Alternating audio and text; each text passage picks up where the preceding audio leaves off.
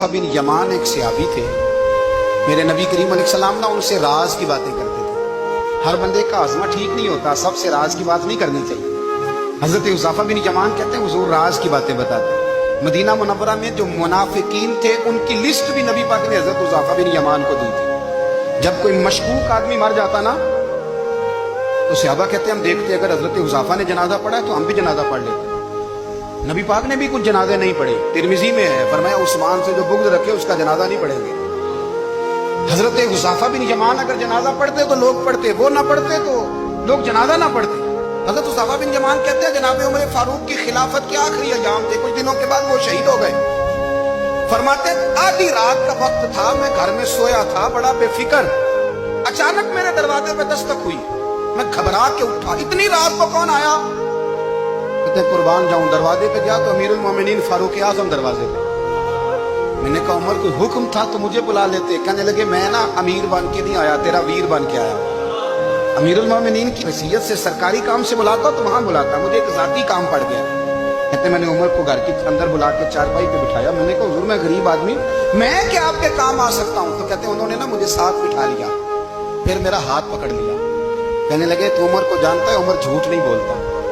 तू जानता है? उमर वादों का पक्का है। कहा हुजूर जानता हूँ। कहा मैं उस वक्त आया हूँ जब देख भी कोई नहीं रहा।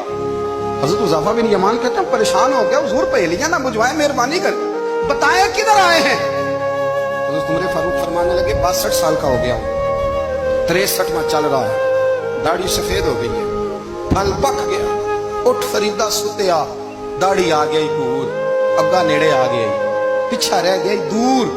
अब ना अब कब्र अशर का मामला साफ नजर आने लगा है। कहा हुजूर मुझसे क्या चाहते हैं?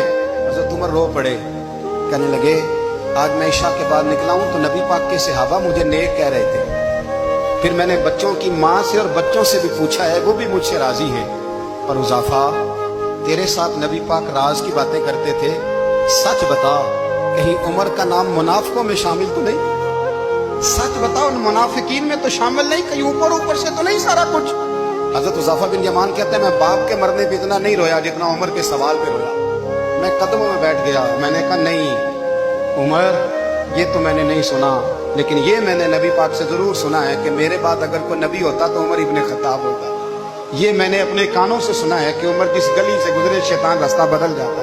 ये मैंने अपने कानों से सुना है कि 950 साल हजरत जिब्रील जनाब उमर की शान बयान करें तो फिर भी बयान नहीं हो सकता।